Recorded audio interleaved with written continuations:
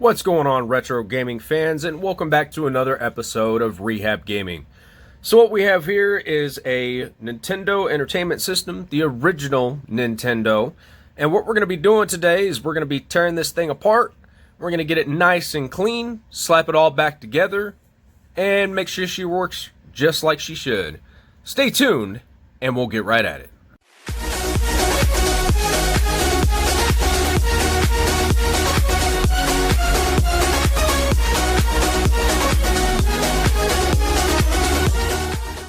Alright, so this NES console is in fantastic condition. It doesn't have any chips on the top part, white casing around the edge, or anything like that. The door is completely intact, and it's in pretty decent shape. The only thing it really needs is a little cleanup. And actually, later on down the road, we're going to have a little project for this NES. I have ordered the infamous BLW, the blinking light win. And what I'm going to do in a different video is I'm going to install the blinking light win into this console, and this is actually going to be my console that I keep for the collection. So without further ado, we're going to go ahead and flip this over and pull out all the screws on the bottom so we can separate the top half of the casing. So with the NES system, you actually have 3 case screws on the back and 3 case screws on the front. They're all going to be Phillips head screws, and they take the number 1 Phillips head driver in order to get them out. So we're going to go ahead and remove those screws now.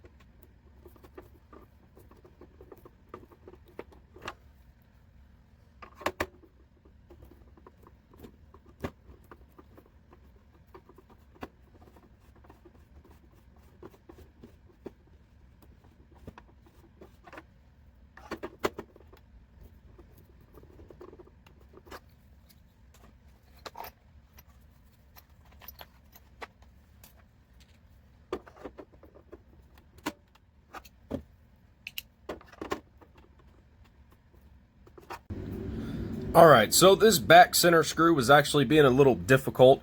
I wanted to get a little more pressure on the screw head, that way I didn't strip it out.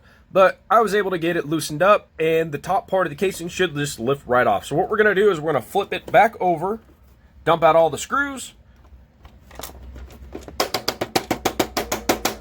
and lift off the top part of the casing.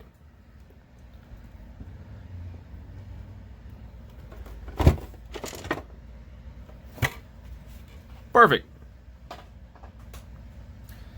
And we still have a game in here, so we're going to go ahead and pull this out. Set it off to the side. So looking at the inside of this console, it looks really good.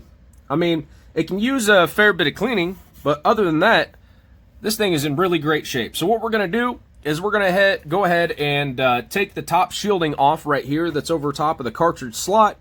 Take all the screws out, and we'll give everything a good cleaning.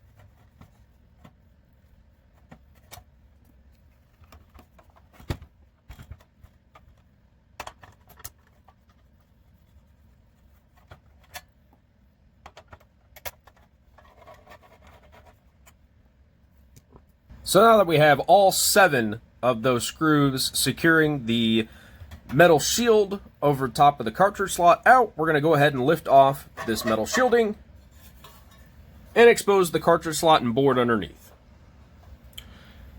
So in order to remove the cartridge slot, you actually have 2 screws right here on either side. You have 2 screws right here, and it looks like there's 2 screws down here that hold parts of the cartridge slot together. So we're going to go ahead and take all those out right now.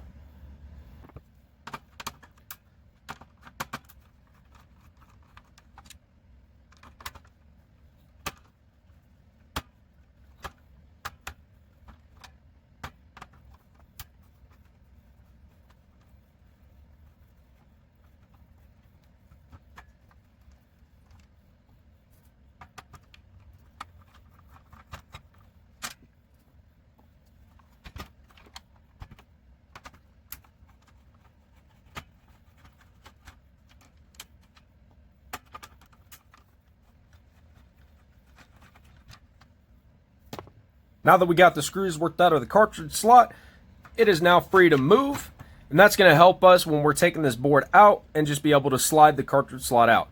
Now there are 2 more screws in order to get the main board out. It's going to be right here on either side of the video output box, right here. So we're going to go ahead and do that.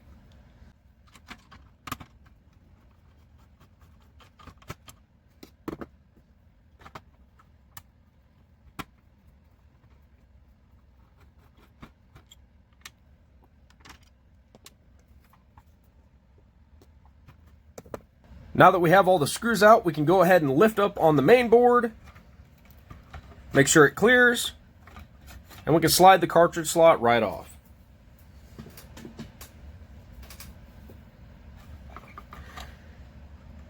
Now all you have to worry about is your controller ports that are plugged into the front of the main board, and then also the cabling that goes over here to the power switch and the reset switch. So what we're going to do is we're going to carefully flip this over and unplug those connectors. And now the main board is free from the bottom of the case. We're going to go ahead and take the case bottom and set it off to the side for now. So with the main board, you have this large piece of metal shielding that goes across the top, just lifts right off. And that exposes you to the chips and everything else underneath. So what we're going to do is we're going to go ahead and give this a nice cleaning, and then we're going to go ahead and take off the connector and give that a good cleaning as well.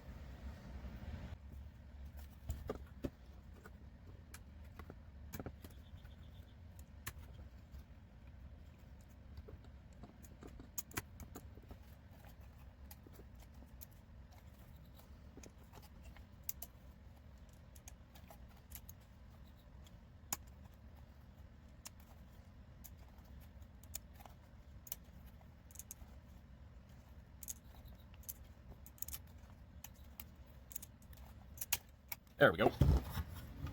And since this console has never been taken apart, this pin connector is actually in really good shape.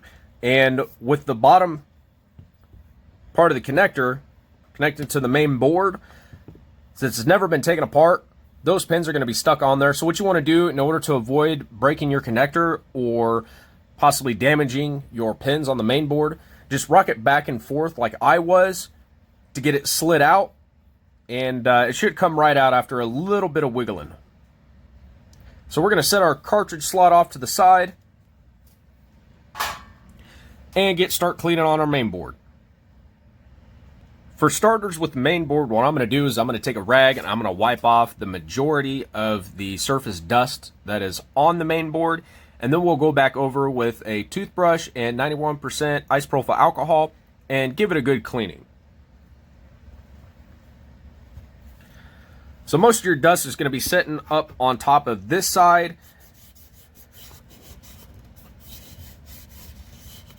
Because this is what's facing up inside the console. Now you can see there's a little bit of tarnishing on this metal shield for the RF output. And then on the main board, I noticed there's some flux right here for the connections for the RF output. And also notice there's some flux here for this main expansion connector, and we're going to get that cleaned off as well.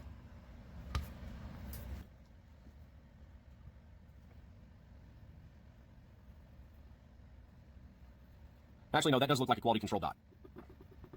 Good deal. So for starters, I'm going to soak the areas that are covered in old flux with isopropyl alcohol, just to get that loosened up so it's easier to get off of here.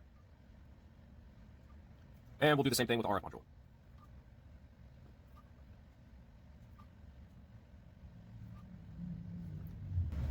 Then we'll get started on this tarnish here, see how much of it we can pull up. And it does look like it's rust, but it's not that bad. Just a humid environment can cause this to happen on these RF modules. So don't be too worried if you see a little bit of this.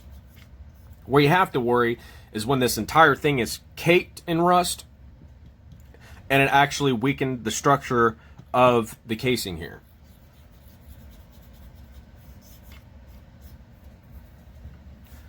And we'll take our toothbrush and go to work on all of this flux.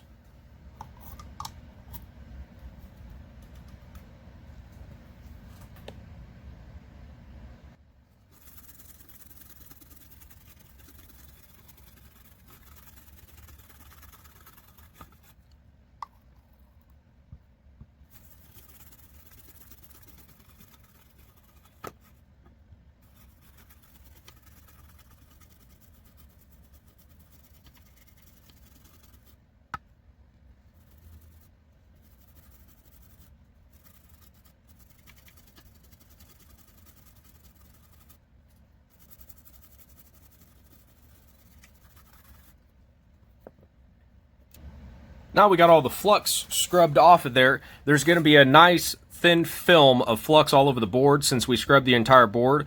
So what I like to do, take my little bottle with the sprayer attachment filled with 91% isopropyl alcohol, turn the board up, and just spray it down so we can rinse all that off.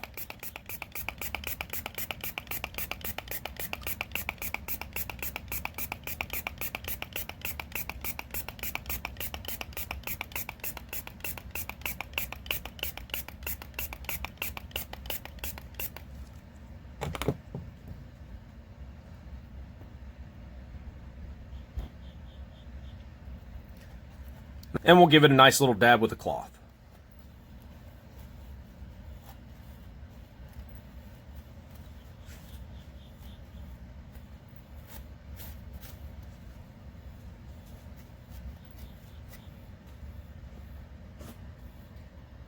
Perfect. Now we'll do the same to the other side, except I'm going to wipe all of this junk off of my workspace, because this flux is extremely sticky after the isopropyl alcohol dries up. Then we'll spray this side of the board and give it a little brushing.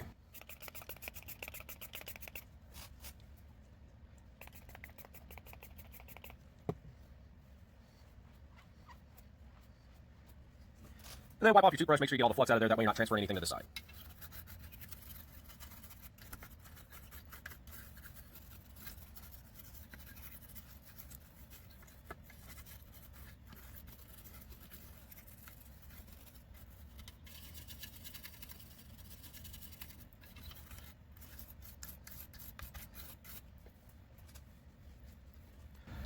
Now we gave that a little bit of a scrub down. We're going to go ahead and clean up that rear main connector on the back with a Q-tip and some alcohol.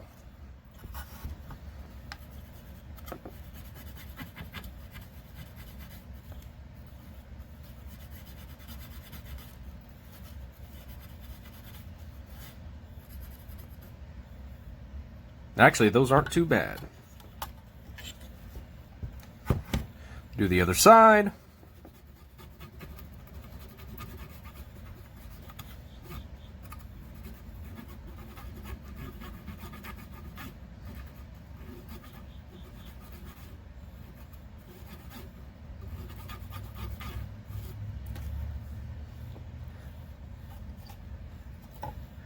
And then we'll get in the crevices here of this little heat shield. It looks like there's some type of MOSFET down in here. This collects a little bit of dust over time. Now our main board is done, so we'll go ahead and set it off to the side. So up next, we're going to go ahead and take care of the heat shields. We'll first start with this bottom one. I'm going to put my sprayer cap back on my bottle of isopropyl alcohol and just give it a good spray.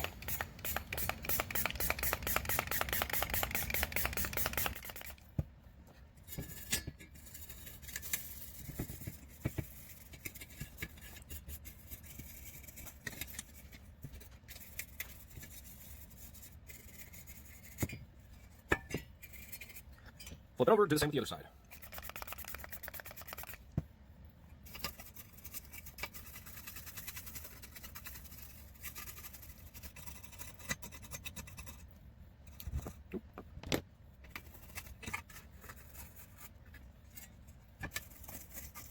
Then we'll set this off to the side to dry.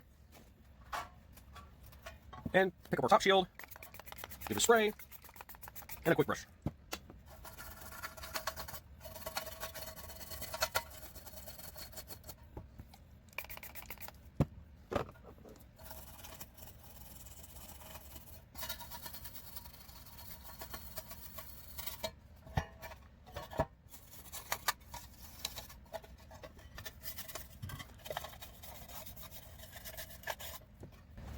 And set this off to the side. Now we come to the top of the casing. And since this doesn't have any components in it, I'll go ahead and just spray it down. Use a combination of a cloth and some Q-tips to get in the areas where you can't really get with the cloth.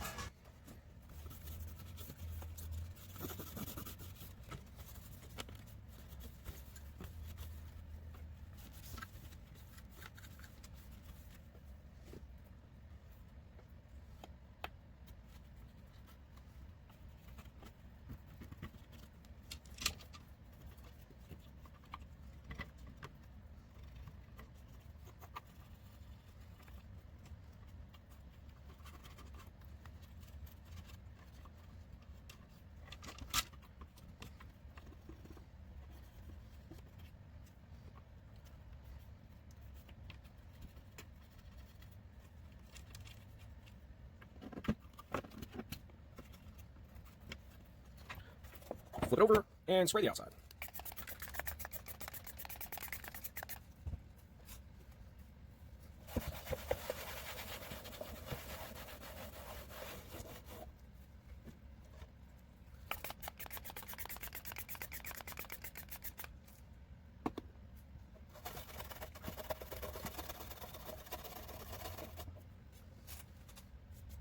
Now with these little grooves right here, I like to use a toothbrush to brush all the debris out, and then I wipe my toothbrush off on my rag. That way I'm just not spreading all these dust bunnies and everything that's down in here around the outside of the casing.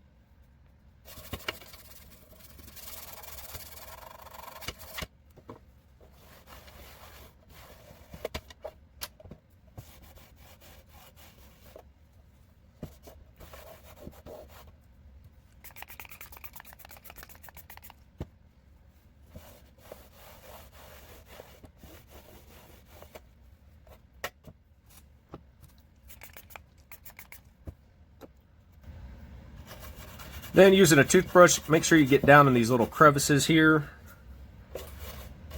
Then wipe your toothbrush off as soon as you pull all the gunk out.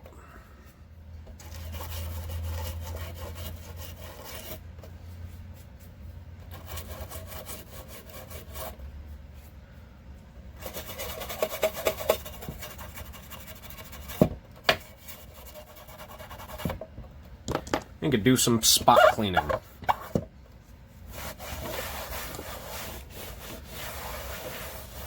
And with the sides, what we'll do, spray some isopropyl alcohol on the outside of your rag and just go around the side. So this is going to be a perfect time to go over something that I totally forgot about, and me being a little dumb, I brushed up against the front cartridge door with that rag that had isopropyl alcohol on it. So the Nintendo that's printed on the front of your system, that ink can be affected by isopropyl alcohol, and I just ran over it a little bit, and you can see it pulled a little bit of the ink off. So when you're using isopropyl alcohol on the outside, make sure you stay away from the Nintendo printing on the front of the cartridge slot door, because it will pull your ink completely off. So now that we have this done, go ahead and set the top half of the case aside, and we'll get working on the bottom half. For the bottom half, what we have is we have the two controller ports on one side, and we have the switchboard that has the power switch and the reset switch on the other. Now this switchboard has two screws in it that need to come out, and then there's also this zip tie that's around the reset switch to keep these wires tucked out of the way. I'm going to go ahead and clip that so we can access the screw that's down here.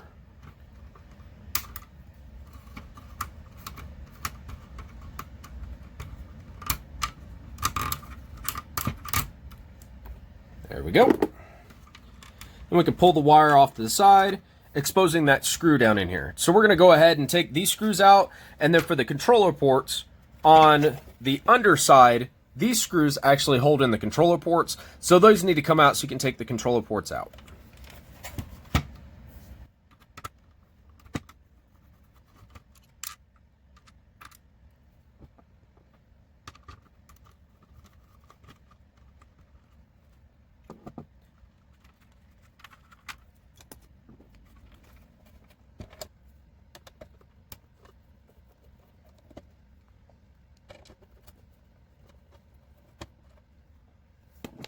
Once you have the screws removed, you can go ahead and flip it back over.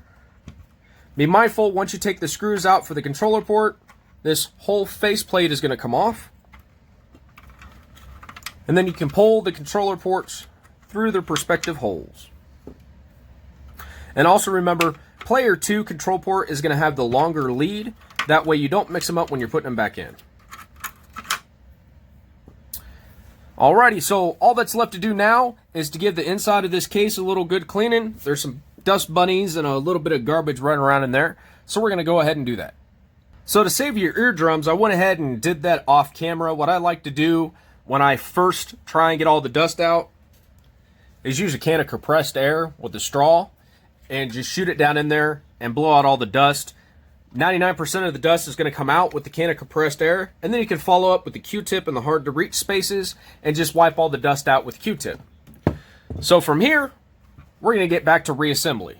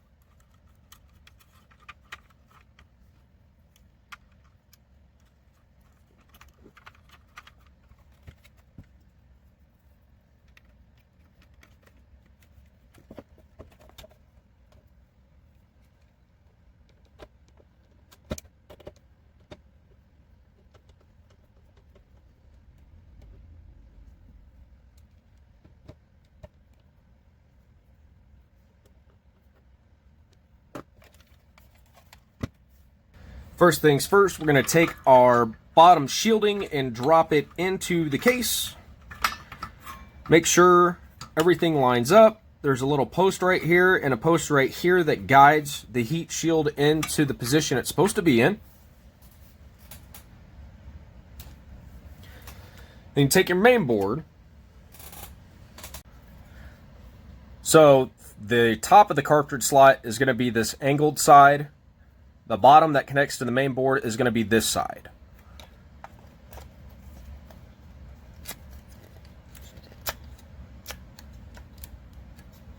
Make sure it seats on there.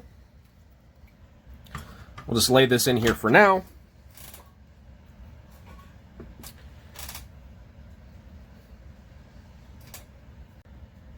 So when you get everything mounted properly, the bottom heat shield is going to look like this. It's going to set flush on the bottom side of the board.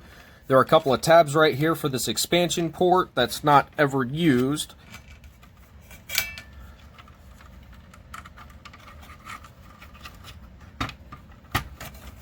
And then drop her into place.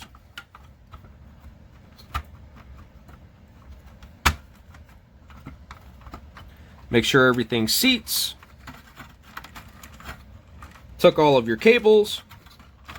Make sure they're not caught on any posts.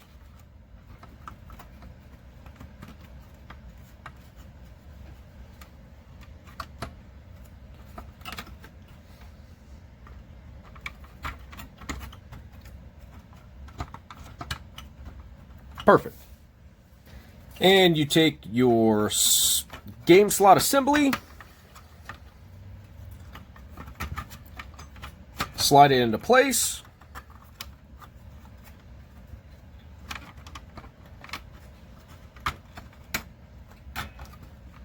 Make sure everything seats properly.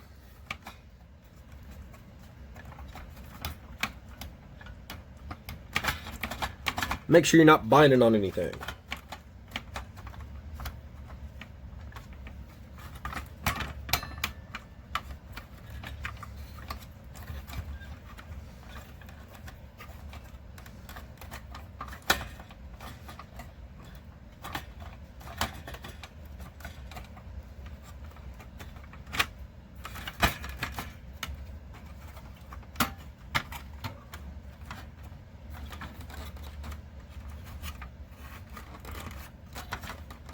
There you go.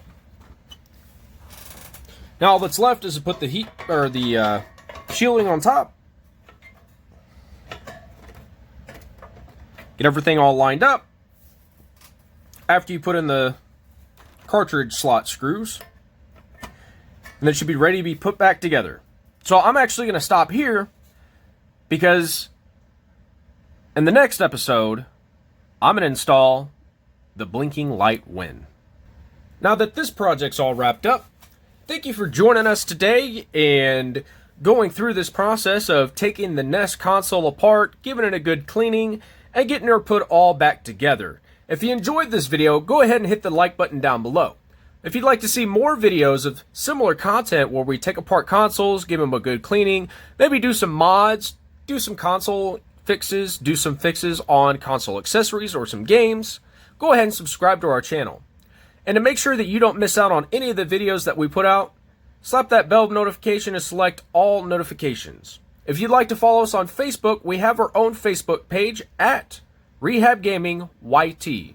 And on this Facebook page, you can find out exactly what we're going to be putting out, our future plans for future episodes, and we've also joined a few retro gaming groups where people buy and sell retro gaming hardware, games, and equipment.